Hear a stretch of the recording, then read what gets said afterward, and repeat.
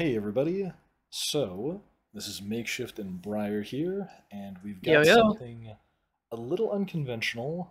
Uh, so this is just going to be literally just me and Briar world building for, I don't know, maybe like an hour, 45 minutes. I have no idea at this point.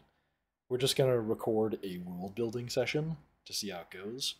And if you're interested in that sort of thing, since a lot of people have asked me about what the world building process looks like, stick around because you're going to see the very organic side to it rather than like a video essay, which I might make something like that in the future if I enjoy making this. And if you don't want to get spoiled on the details of the area we're going to be writing, I'd say you might still want to stick around because you'll get to see how much things end up changing between here and the final product when we do this on the show. This also isn't going to be for the area that Yasha is making. He's actually just he has his own story. It's not even in the Galamora universe or the we don't really have a name for the whole universe, so maybe we should We world really build that at don't. some point. Probably. But yeah, Yasha's world is his own. We're working mostly on the things where Pillars of Eternity, Rise of Vestia, Blood Moon, all that comes from. Yeah. So, and there's going to be no important visuals on screen. I'm going to try and commit to that so that you can just alt tab and like play a video game while you listen to this. Uh, Aside from that, I'm currently just looking at a Word document where I've got some bullet points with cool sounding names and a few vague details to get me started, as well as like a picture of a dragon that I thought was really cool. And with that being said, yeah, we're just gonna get hammering away on the details. Is there anything you want to start off with, Briar? uh Not particularly. I'm I'm here to be the bouncing board and help with making things cool and pretty. Word. So, let me delete the vid intro that I typed in like 10 seconds. So, where this is going to be taking place is just a neighboring region to the four cities of Vestia. So, we're not on like Right. the opposite side of the planet, but we aren't like right next door. We're about the distance of like a small country away, like the distance of like Spain and France. I hope those have What a is border. Yes, they do. Let me just look at that map real quick cuz I need the vision European map. No, don't need it with capitals. Just give me a European map. There we go. Nice and easy. Spain and France are like right next to each other, right? Yeah, I mean like those Maybe like size. Spain and Germany. It's not like from one side of Russia to the other. Uh, Mm. yeah, maybe. Yeah, they're Or they're hell, about maybe even like Italy to Germany. That's a little bit more space, but it's also not as much space as a whole country. yeah, Italy to Germany, or like the length of Italy. Mainly, the idea is just Vestia is a pretty self-contained area. Mainly, just Silanoris was the largest active area, and then the Diriona mountain range was. I mean, most of it was a mountain range, but it was lived in. It just like we didn't Mm. get to see the outside of it all that much during the campaigns. But these kingdoms are far enough apart that they don't really influence each other's economy directly, but they are like they know about each other. They're just Gotcha. not Okay. a particularly big deal. Vestia was very isolated, like land wise and a little bit by sea, and Vestia itself, under any circumstances, could always just teleport to a different plane, so it never really needed to worry about invasion. Right. So Vestia was very isolated. It wouldn't have really had to worry about that sort of thing. This area that we're in does have to worry about wartime and invasions a lot more so than Vestia did, because it does not Gotcha. have the same level of technology that Vestia did. Okay.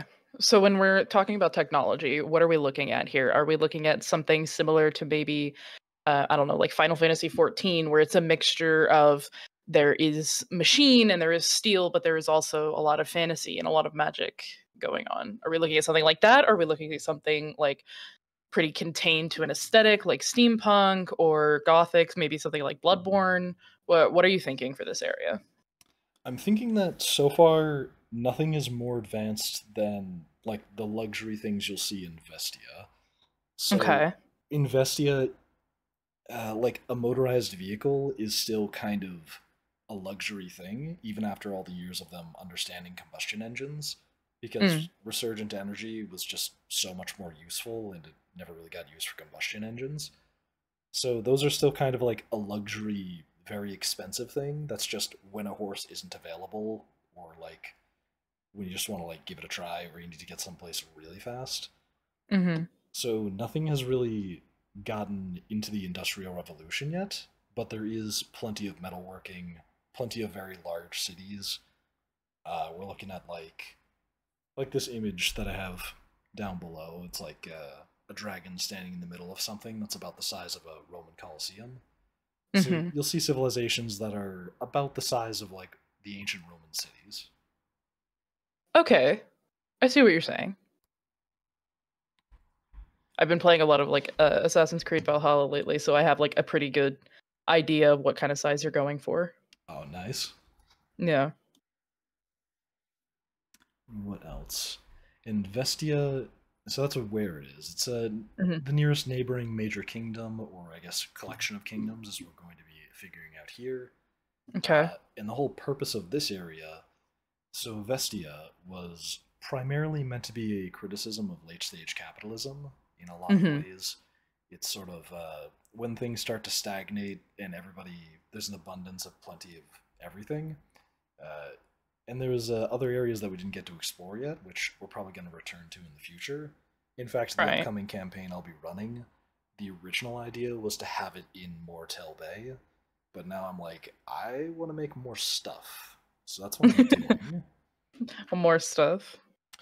So this area is going to be more of a criticism of rapid growth and the, Hmm. I guess, mid-stage capitalism. It's most stuff is going to try and stick to a theme of what is the cost of progress. So when we're in the like Aldestrel, the Moon Chaser, he's Hmm. going to be a pretty important component in part of the story, as you're going to see eventually. Uh, Viewers as well as Briar, since we're hammering out the details here. Uh, his story will probably focus around like what horrific things have happened in the field of like scientific discovery, as well as Okay.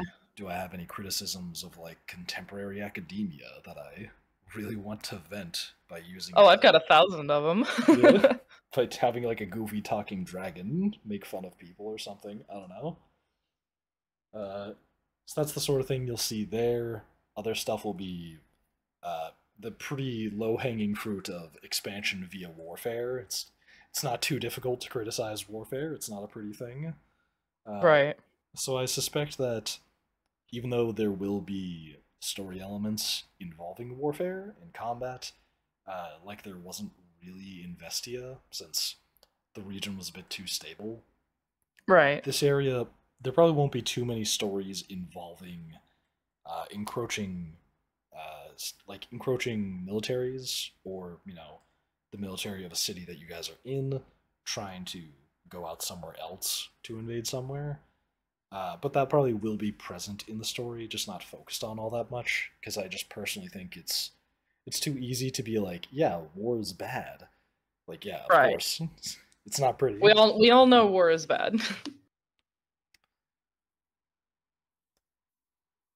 And what other criticisms? Oh, and of course, like just the general like growth and trying to keep the well-being of a lot of people. So there's this image that I have down here. It's this. It's like the 50th anniversary Dungeons and Dragons image of this like platinum dragon standing in the middle of a coliseum, and it kind of made me think of like, oh, what would it be like if a dragon was like the mayor of a very large town and still had to get elected. This kind of feels like what that would look like if they were giving a speech to their whole city, and Hmm. I really like that vibe. So I have So this, yeah. are you thinking of having like dragons lead certain bits of these kingdoms, or Oh, absolutely. Uh, fuck yes, let's go more dragons. One of the biggest components, and the current nickname of this area, or possible working name, is the Eternal Lands, because a lot of the ruling classes are immortals, or just very long living creatures. So, dragons, there's a few liches, this is a perfect time for me to, you know, chill out for what's his name again? Pointy Hat. Go watch his content if you haven't, because he has some incredible concepts for D&D, and his liches and dragons have recently just been. I love them so much. The concept of warden dragons that hoard people, specifically like the owl one that hoards academics or wizards, and they socialize heavily. I love that concept so much, so I'm going to be using it. And you've already seen Aldestrel appear in the Pillars of Eternity campaign, so he was the first little taste of this area that was going to appear. And the Sorcerer Liches, I also thought were an incredible idea for like character stories who want to be like, yeah, I'm like in that bloodline, and my character was possibly going to be the next heir to the hierarch. Mm. Let's see here. Oh yes. So the dragon that's this image is kind of inspiring me for is whenever I look at it, I'm thinking like, yeah, what would it be like if there was this beloved like platinum or golden dragon that a city loved and celebrated enough to have like a custom coliseum for them, and that makes me envision like some sort of dragon whose horde is uh, like the people of his kingdom, and they're kind of loosely attached to him, so he can only maintain his horde by being really, really liked by everybody. So he has to do a good job of being a politician to make himself more powerful. Mm. And part of me also wants to have him have like a tense relationship with Aldestrel, the Moon Chaser, maybe even being his parent or something. Okay. So I do want Well, the dragons to know each other a little bit. it would make sense if they're living in such close proximity. Hmm. Yeah.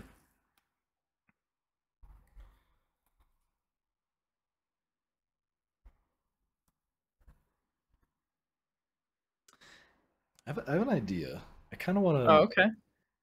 I kind of want to like set up. I'm gonna like multi-track drift here a little bit, which is Okay. world build and create a little bit of lore. So it's gonna be. I want to make these areas that seem like, oh, that'd be a really cool place to live, or this would be like awesome and fun, and Mm-hmm. like a lot of positive stuff. And then I'm just gonna Tokyo drift in the negative things, like the world building negative stuff is gonna be the lore. So I'm gonna like right after all the happy stuff is made, I'm gonna see if I can throw a wrench in it, like one wrench at a time, further back in the past, and see what that does. Which inevitably that might end up like erasing some area that I'm like, oh, this place would have been deleted by like some Lich King rising or something like that. But I'm interested to see if that garners some sort of interesting result.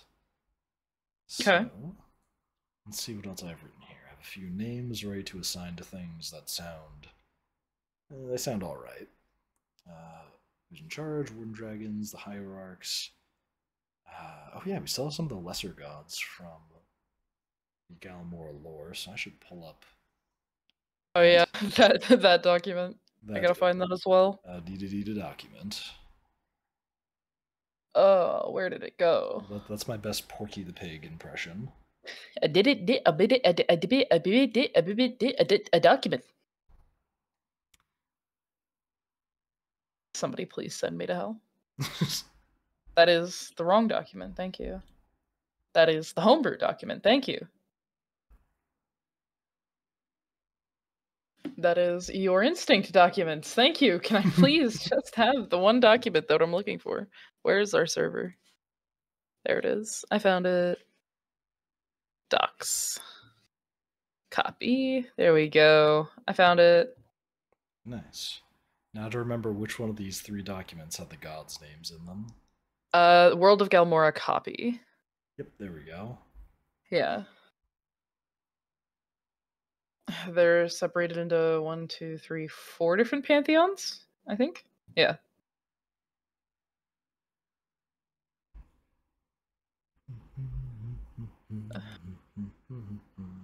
I cannot edit this. I'm just gonna send you that. Oh, Give me that. word? Gimme. Gimme. Just a moment.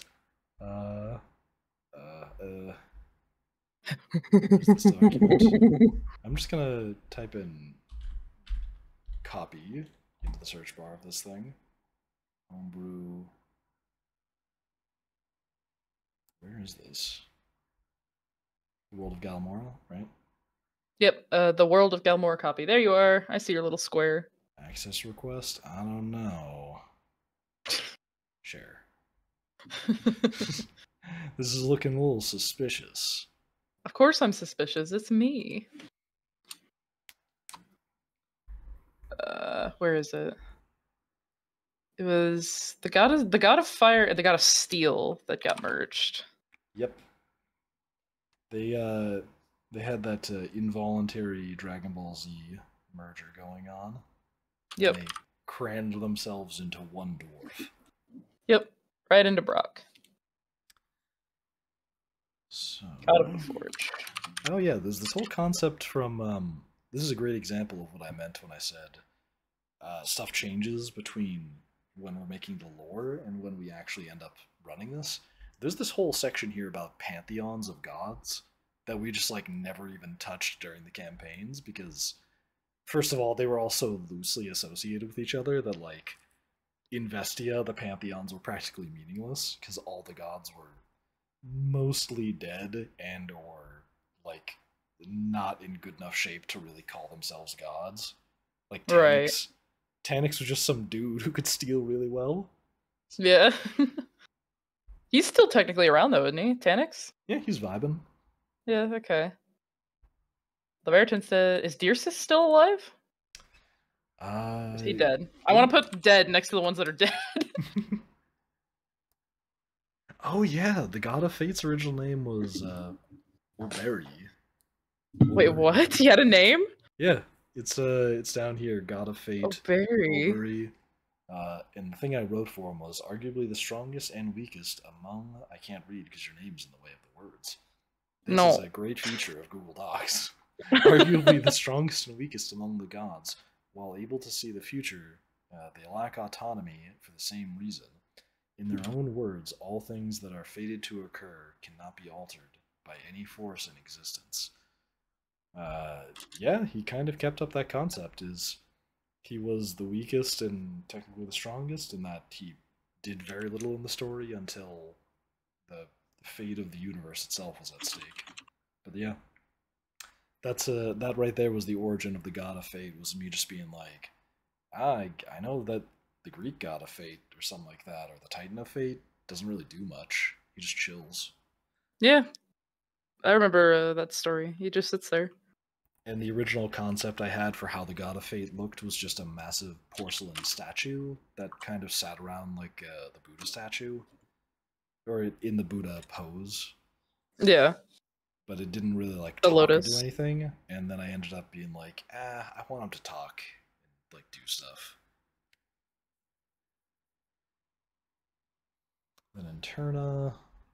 Yep, the God of Life and Death are here. Oh yeah, the God of Water, Fire. There's Gamarand. It's our boy. It's the boy, the idiot. God of Lightning, Rod and Decay. Yep, they got killed. Tanix. The Goddess of Lore. That's among the weakest of the gods, but one of the most necessary to modern society. With their immortality, they preserve the stories of the lands of Galamora and beyond for as long as they have lived. I guess Numera could have a part to play in the story. So let me grab her and... Oh, I have the very useful map of Europe in my tabs right now. You have to look up one too. Let me go down here. Say world building stuff, colon. Oops, that's a YouTube video link. The P is silent. You can also separate it by towns, you know? Or not towns, but like kingdoms. It could be like, here's what might go on in this kingdom. Here's what might go into this one. Here's what might go in this one. Yeah. Oh yeah, and for people who, which is everybody right now except me and Briar, uh, Yeah. for what the visuals we have right now are just a bunch of bullet points. The one I just wrote is numero is probably going to be important. Uh, let's see. Let me work my way back through my bullet points just so I refresh myself on the bullet points I made already. Yep. Legion Charge, Warden Dragons, Sorcerers, Hierarchs. Oh, yeah, that's the name of the Sorcerer Liches is Hierarchs. Ooh, is Hierarchs, that pointy at me. Hierarchs. Yeah. Various lesser Hmm. gods also control great power. So the idea behind the various groups that control things is meant to be how much power do the people they control have versus the person in control of them. The Warden Dragons rely the most on like large groups of power being around them. So the power with them is mildly more spread out, like they need powerful groups to make themselves powerful. The hierarchs are themselves very powerful, but they need to like have a whole bloodline and control a lot of people like a royal house to maintain influence over like the economy. So slightly different from them than the gods. They would literally just have to like bully mortals or be worshipped by them. The god themselves would be the one with all the power, maybe granting it to a few people and turning them into warlocks. Uh, so basically, a few different versions of the same thing. Of these three different groups need to understand the various ways in which they need to delegate their own power to try and keep their position. What organizations are there, and in a similar breath to that, there's going to be some sort of criminal organizations for people who don't really want to be a part of the dragons or the sorcerers, or the sorcerer liches, I should say, or the lesser gods. So, you know, it's the we the people power, criminal organizations, governing bodies as well, obviously, in parentheses. Uh, Most prominent being that the Grand Dragon. Oh, I already gave him a nickname, the Grand Dragon. Cults of various gods, mostly death and life, and academic institutions. Eldestrel's already listed next to that, because he got his own school going on. Let's see here.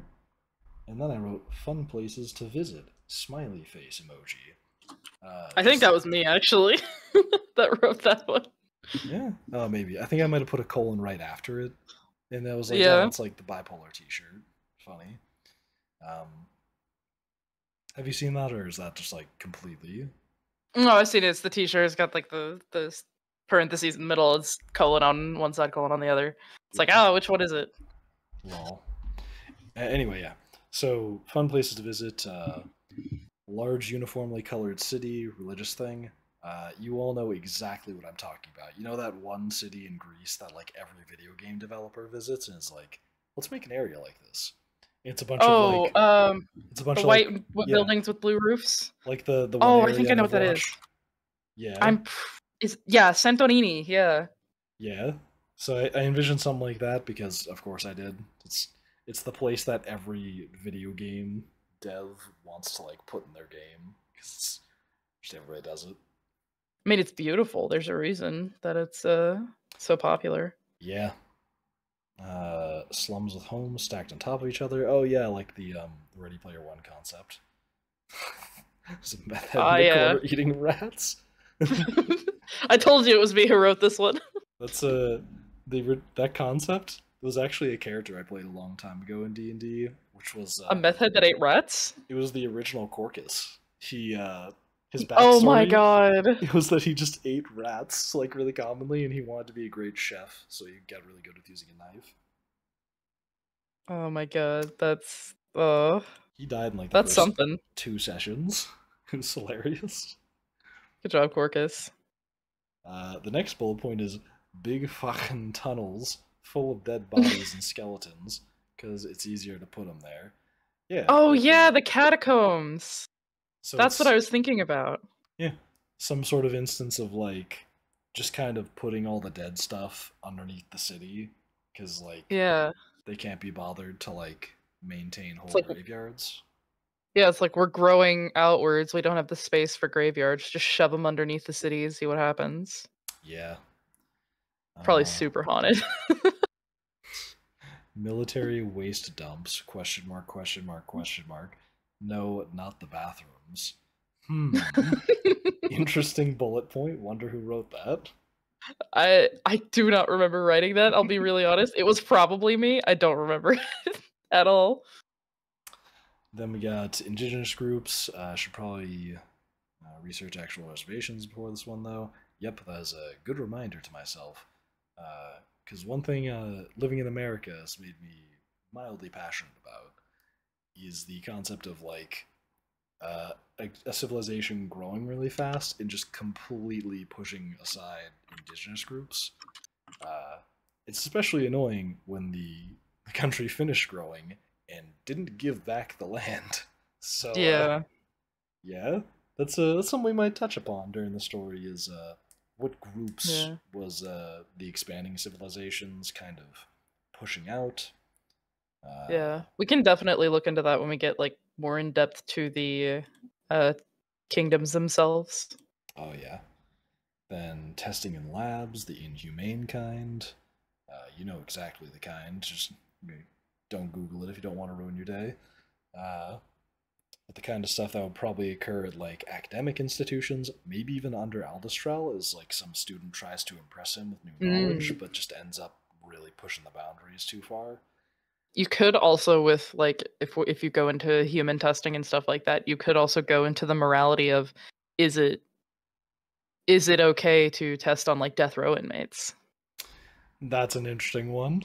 I could make a pretty twisted story of people trying to Exactly. invent new spells by testing them on like criminals. It's like, oh well, they're just criminals. They're just death row inmates. Like they're gonna die anyway. Let's just test spells on them. And it's like, that's not ethical. Let's have this conversation. You know. Hmm. Maybe a lavish entertainment district in the middle of an impenetrable desert. I like that concept of an entertainment district in a. Las Vegas. What's up? Las Vegas. Oh yeah, that's a good point actually. Just I mean, think about how crazy Las Vegas is. It's this huge, rich entertainment district with a huge like dome in it now, in the middle of an impenetrable desert that kills people every year. Yeah. Like What's it's that? insane. What's that one tweet of They put like SpongeBob's face on the dome. Space I don't think it was on. SpongeBob. I think it was just like some random emoji. Nah, it was SpongeBob, and then somebody tweeted and was No like, way. "How am I supposed to sleep with this at my window?" It's No, that's awful. hang on, I'll DM it to you. For Please any do. I want to see this. for anybody who's listening, just Google like SpongeBob Las Vegas Dome, and it glowed like the Oh sun. God, that thing gives off the same amount of light as the freaking demon core. Yeah, Ooh, something similar to a demon core in Eldestrel's area. It's like, this person's messing with a spell. Oh no, there's a slip up and now we have an industrial accident. maybe the thing that's trying to be stolen. Maybe. Ooh. I guess just the concept of, let me type that out, an object that could be used to make a really scary weapon, or could be used as a good energy source. Industrial accident. Just type in industrial accident demon core. Lol. Industrial accident. Spells that make the Parentheses. Chekhov radiation or whatever it's called. Yeah.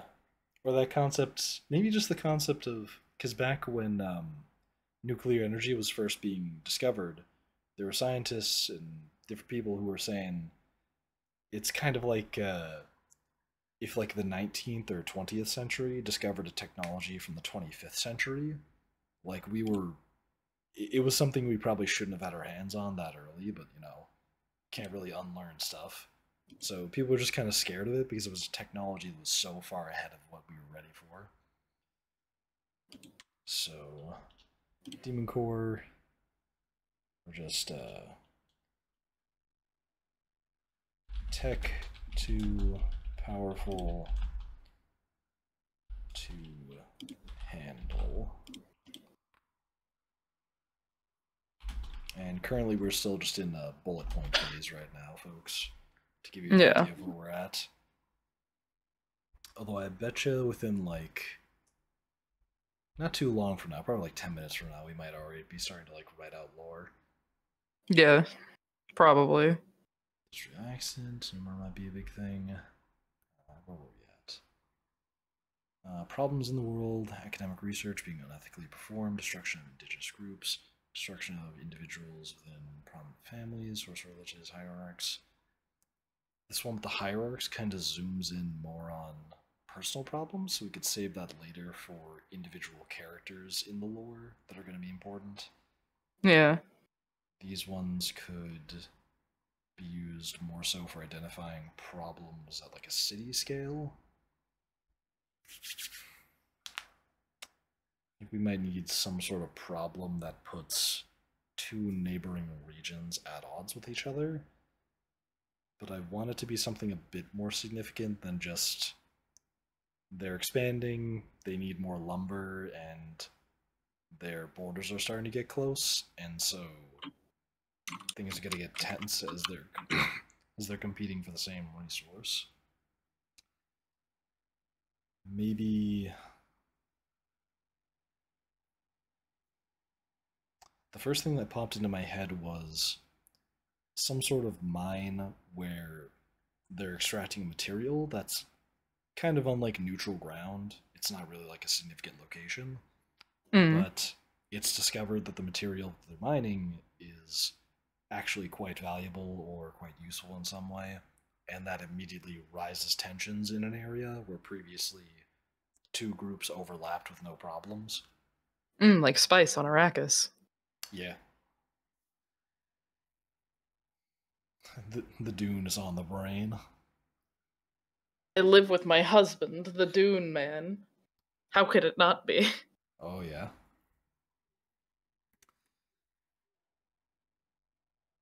I just heard what sounded like a distant seal on the other side of the wall of my apartment. That was very interesting. Surprise, it's me. I have infiltrated your life. Hand over all of your valuable possessions. Whack, I'm amazed you can hold that weapon with just a flipper. Just start doing the seal that just like they hit the side of their belly. Slap, slap, slap, slap, slap. Yeah, sounds like an automatic weapon.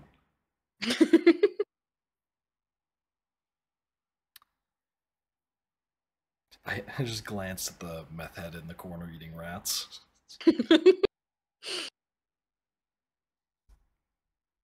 So, currently I'm at a point where I think there's too much jumbled around in my head right now, and Okay. I have to put things to paper. I'm just going to start making lore based vaguely around this image underneath us. Okay, And then let's yeah, let's start with that city though. yeah, Let's take that city and we'll start with that and we'll focus on the lore for just that city. And then when we're done with that, we'll move out and pick another one. And we can or city, country, kingdom, place full with people. Uh, place full of people, city, country, town, state, city, country, town, state. region, Sure. Yeah, continent, region. We'll go with region. That works. continent. No, Oh, the we're word drop working is on a bad. continent. The word drop is really bad. Uh, yeah. Let's just focus on this dragon's country, and then we'll move on from there.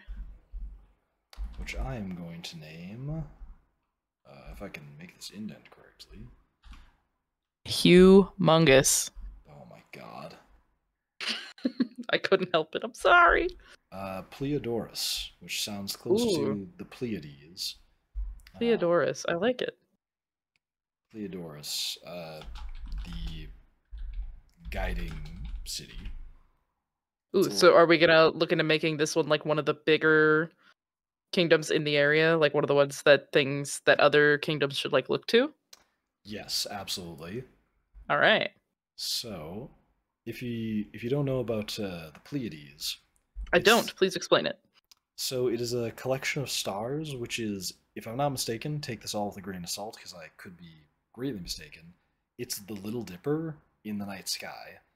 However, it's a little bit important because I forgot to wrap the text properly here. There we go. Pleiades star cluster, also famously known as the Seven Sisters. Yep. So it's known as that because I think it's, oh, whoopsie, I deleted the image. In Roman mythology and Greek mythology, I think as well, it was, oh no, I'm thinking of the story of how it was created. Essentially, in the Roman Empire and Greek Empire, and probably throughout many cultures, if you could see 7 stars in the Pleiades, that was just ordinary. But if you could see like 9 or more, your eyesight was good enough that you were determined to be like a scout. Like you should be used for like your vision skills.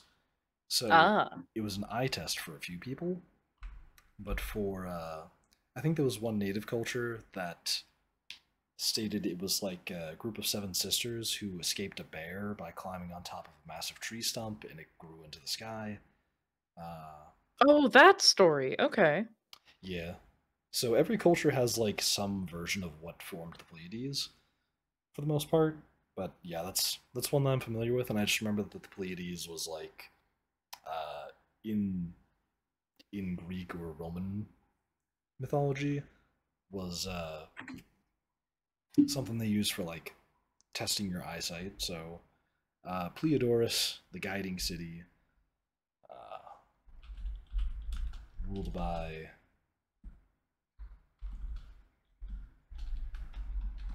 the Grand Dragon.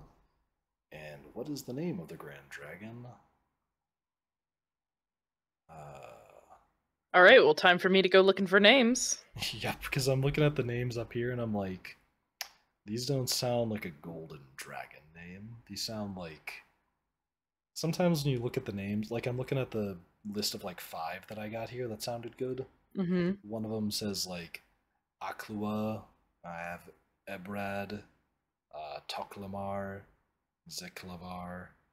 They're all like they got potential, but they don't read like the name I'd give to like a big metal dragon. Yeah.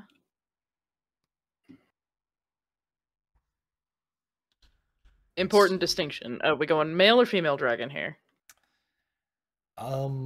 Let's make him male for the simple reason of I want to voice act him at some point, and it's just easier if I voice act male dragons. I want to voice act him, and I do not want to have to lose my balls to do it. Yup. All right, let's see. Let me. Here, I'm just gonna come down here and just be like, okay. I'm just gonna type a bunch out. Yep.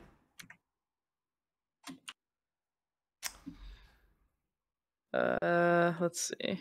That is not what I meant to type, you fucking Google. Meanwhile, I'm going to do the pro gamer strat of pull up the name generator and just see if there's something that stirs up my brain a little bit.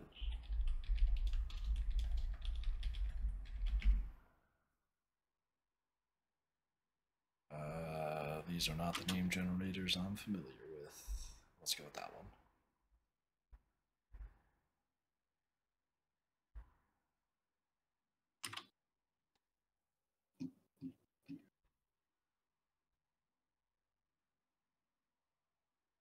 Currently, I'm looking at this website that I like using to like give me ideas for names, and I just hit the randomize button a bunch until I see at least one word that's like, that sounds alright.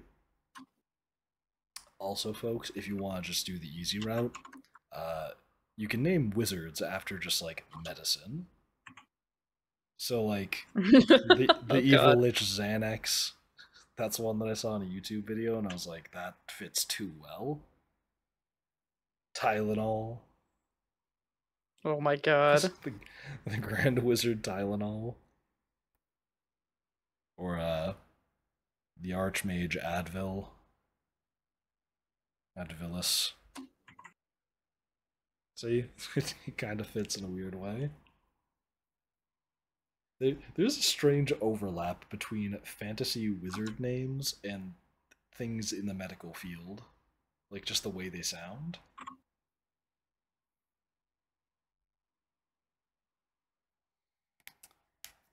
Let's see, okay, while Briar's typing out a bunch of names, I'm just gonna get to clickety-clacking away on I guess just the founding of the city.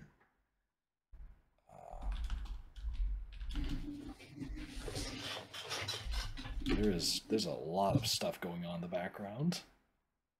What do you mean? I just heard like a bunch of like chairs shifting around on your end. Oh yeah, no, chair shifted. I moved my mic. I hit my desk. You're fine. Don't even worry about it. Lol.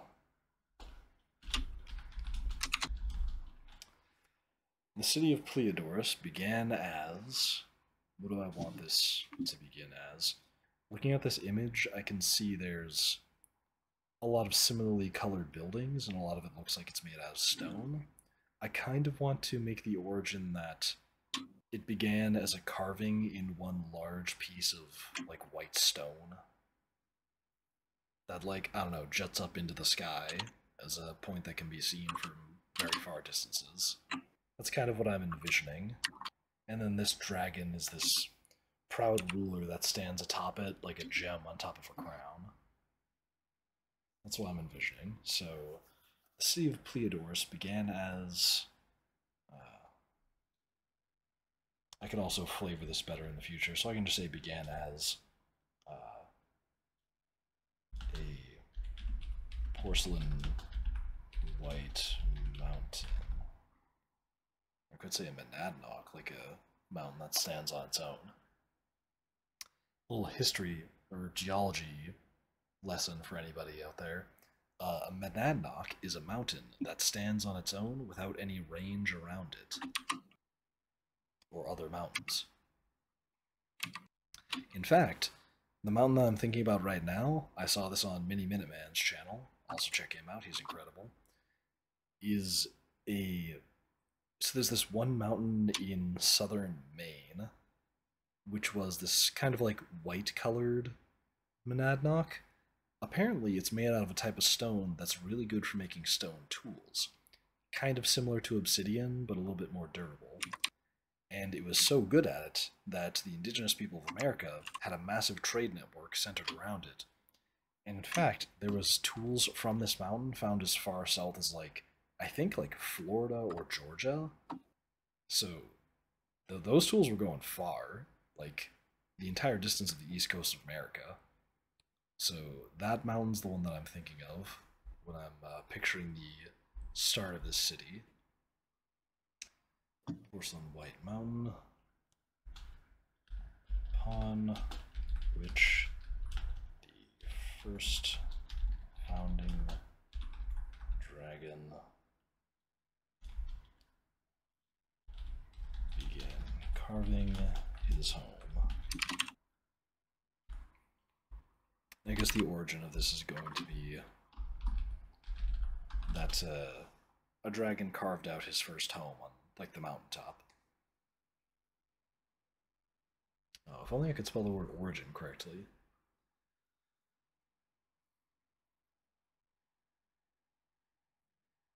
Ooh, I see the name Alderic in there.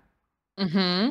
And I'm a little tempted to just be like Alderic, Aldestrel, and just. Ooh, keeping the owl. You could even, if you wanted to, you could put these in here, and I don't know, maybe make it canon for this draconic language of our world for owl to mean like great or something like that. That's actually a fire idea. I'm going to do exactly that. Aldestrel, Alderic. Could even have Alamir or something like that. I guess technically, looking at it now, if that means grand, technically his name, if you take off the owl for the title, his name's just Derek. What's up, Derek? That'd be hilarious. Okay, so Alderic is the name of the grand dragon who rules over Pleiadorus, the guiding city. And already, that just saying that out loud sounds fun. Yay! I did it. This is where it takes shape. Like now, it's like, okay, we got some names. I think I'll leave the original founder of the city unnamed because that's not really too necessary right now. I'm a big proponent of naming things that are like really far in the past isn't, or naming people that are really far in the past isn't all that necessary.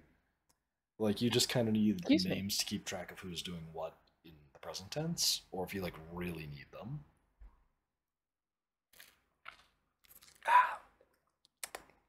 Taking a sip of my incredibly flat Sprite and also room temperature Sprite at this point. Ew. Yeah, that was. My brain was like, I guess if you wanna, just go get some It's water. like, sure, buddy. Again, carving is home. Quickly, and I'm We gonna. cannot have a dragon named Al Jazeera, brain. No. That is Darn. indeed a newscasting agency. Be really funny though.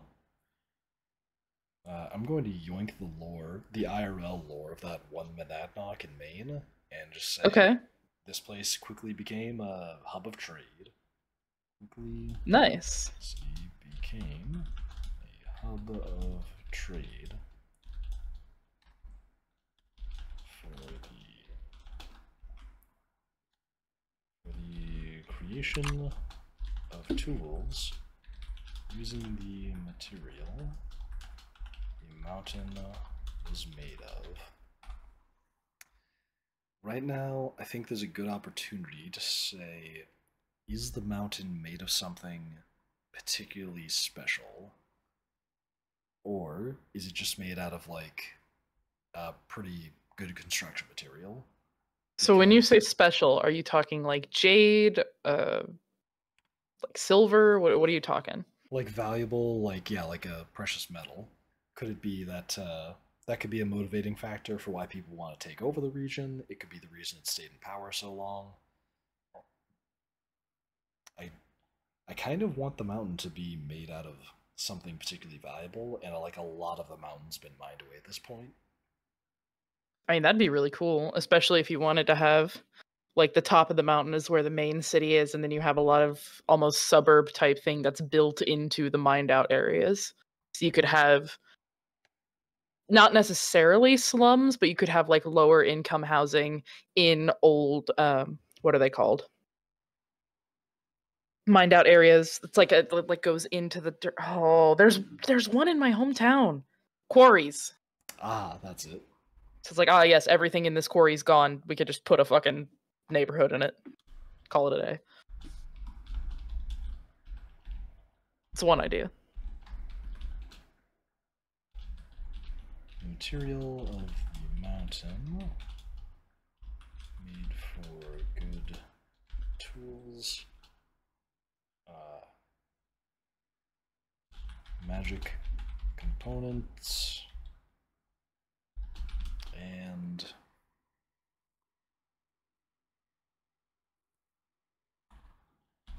even served as sturdy housing.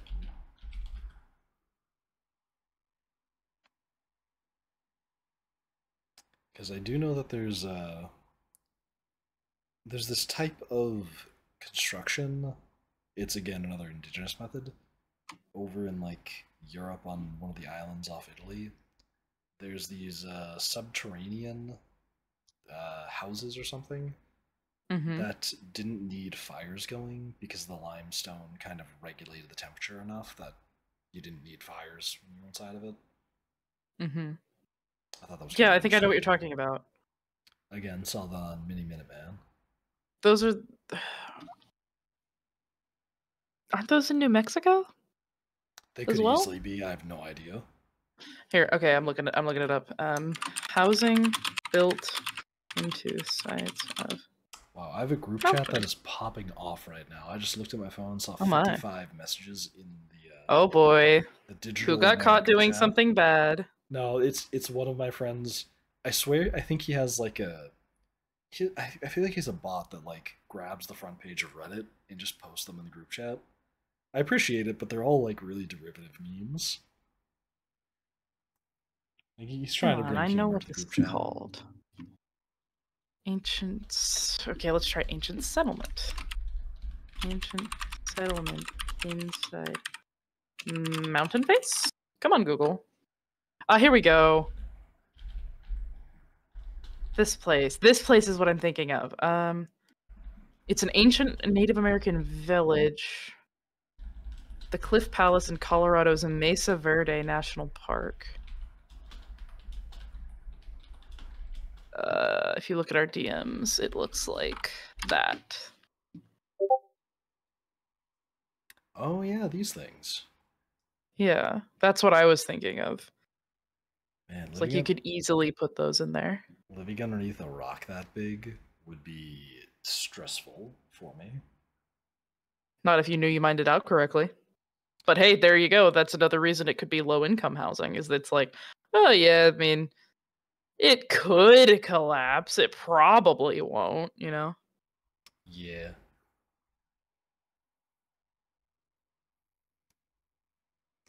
This made it incredibly powerful, but also made it a target for others who wanted to control it. So, like I was saying before, world building is turning into the lore all of a sudden. I'm going to say the mountain was probably a lot larger at the start, and it has been mined down so much that it's mostly just able to maintain like the status of like a hill, I guess. But probably got turned in like this probably made it a target for people who want to control it, but so many people were in the region and wanted to control this mountain, but also so many people needed to spend time working the material to make it valuable that it just kind of turned itself into a trade hub because you can't really take over the region if literally everybody wants to control it. So it kind of established a sort of like Mecca where there's like so many different cultures in one spot, but because everybody is there on equal footing, it kind of just turned into a trade hub. I see what you're saying, yeah. Yeah. Which then probably got more stable once like just because like the dragons or the warden dragons were establishing. Check this concept art out. Yeah. Oh, I like that. I like that a good amount. So I'm currently looking at an image that Briar sent me. It's this nice marble courtyard looking thing with these beautiful looking towers in the background, as well as these two dragons that stand as like gatekeepers, like statues of dragons that are facing each other. I like it quite a bit. Really working like the symbolism of like dragons into the city. I would really enjoy it. I mean, if the idea that is that this dragon has ruled for so long, wouldn't be surprising that the people that like him so much would start being like, well, let's just work your visage into these places. My good sir, would you like your statue made out of marble or jade? Yeah.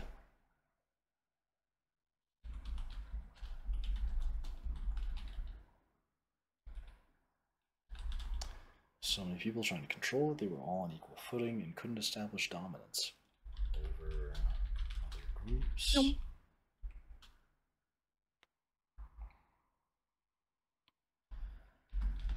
It was this. Or it was these conditions.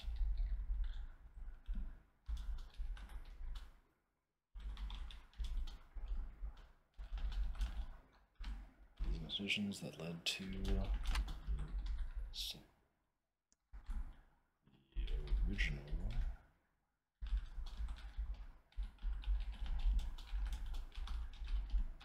original stability of the region. And in that original stability, that's when the at the time leader, or the dragon who had initially discovered the mountain, had established his horde and started like making it into a proper city.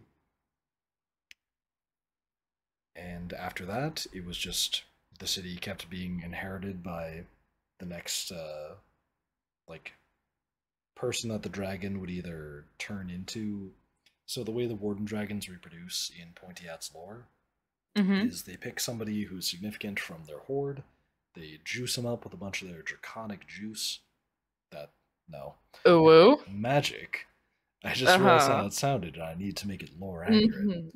Puts their magic in them in one way or another, don't you go looking deeper into that statement.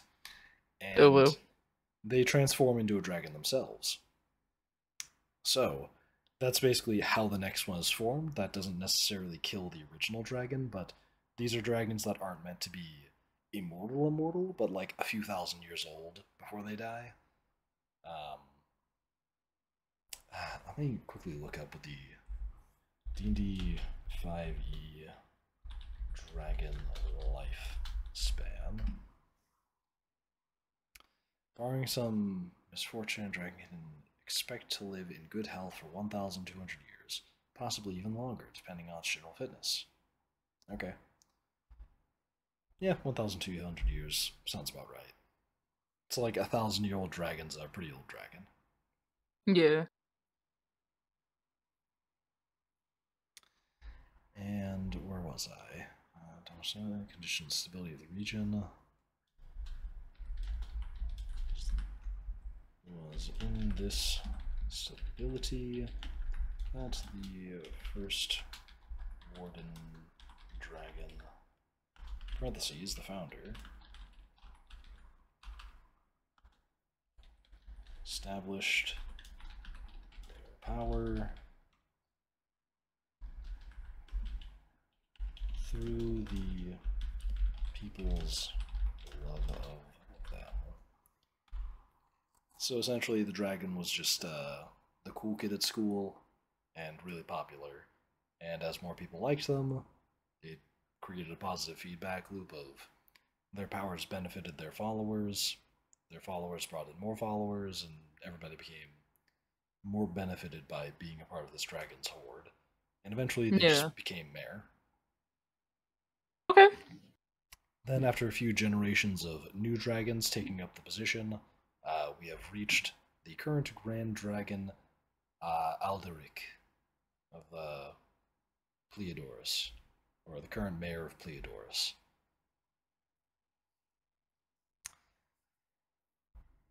Looking ahead to the future, I kind of want to make it that the next like when the warden dragon makes a new dragon, it doesn't have to be the same type of warden dragon. That's just determined by whatever type of people the warden dragon tends to hoard. So Aldestraub Okay. probably didn't care much for running a city and just wanted to go be really good with sorcery and learned about as much magic as he could and hoarded a bunch of wizards and created an academy. And he probably, I want to say he probably doesn't see eye to eye with Alderic, but that's something to develop way down the line. For now, Yeah. I want to just like make their stuff first. All right. Stability, that was the first warden dragon. The founder established their power through the people's love of them. So that's the founding of the city. That brings us to the modern day. Modern day. Alderic is the next, is the current ruler of Pleiodorus.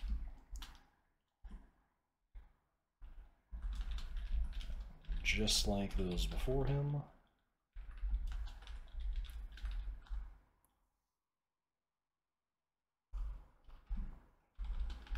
he is beloved by his followers.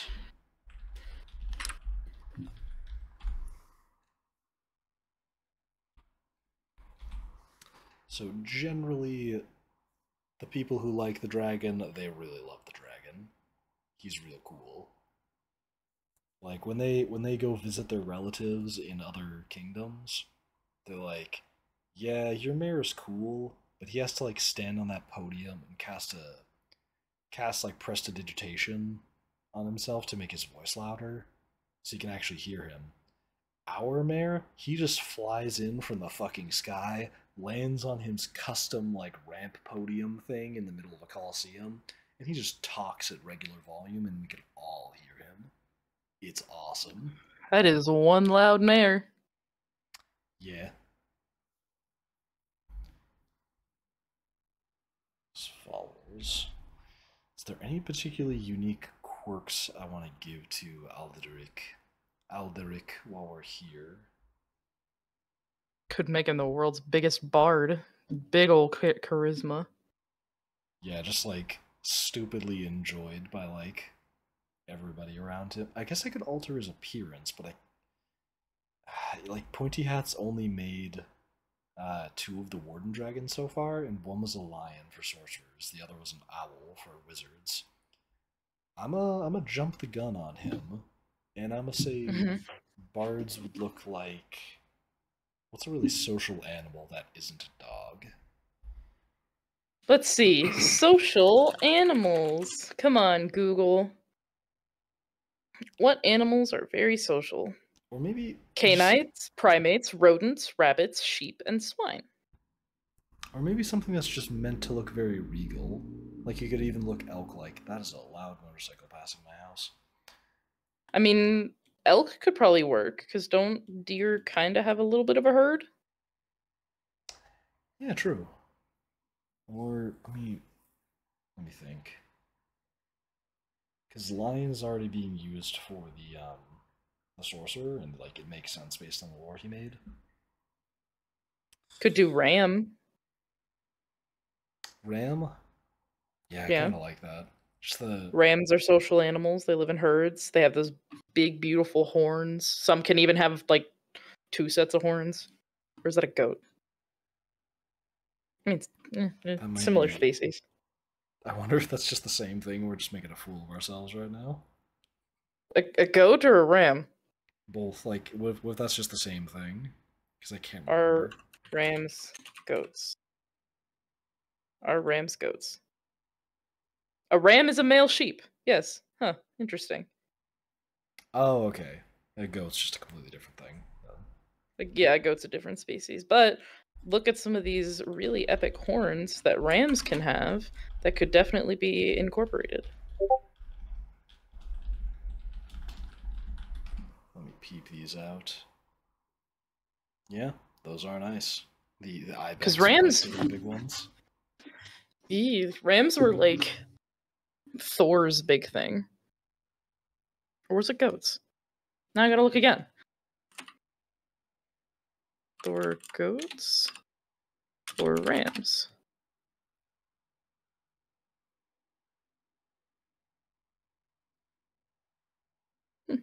Yeah, male goats that would pull his chariot. Interesting. Either way, still cool. Yeah, I think I might make him some sort of multi-horned. For just a moment, I thought about making him some kind of capybara, because they're really social animals. I mean, if you go with the goat, you can also give him a really neat beard. True. Yeah, I think I'm gonna give him. I'll make him some kind of like goat in appearance. We can also workshop whether or not he's like for real a bard dragon or if he's just a very noble dragon. But The for now, social boy. yeah, I want to give him some big old nice and symmetrical horns that look like a goat's. Maybe some spiraling ones. I don't know. And maybe even multiple You could give horns. him spiral and ones that like jut out. Yeah, yeah, like three pairs of horns or something like that that do different things. Eh. But yeah, so I'll have that be the case. Or if I really want to, I could just make him a classic dragon. But again, details for later.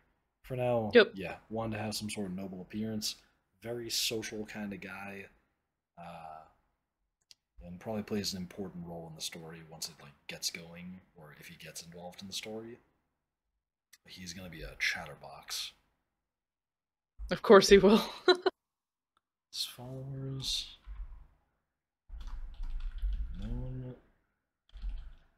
for his very social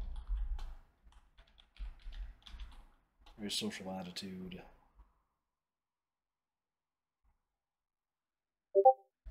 And possesses 3 pairs of goat horns. Parentheses, probably gold. But again, I can work on his appearance later.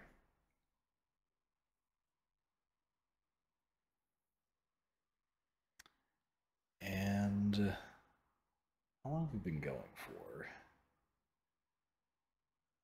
Mm. I have no. Oh, hour and 5 minutes.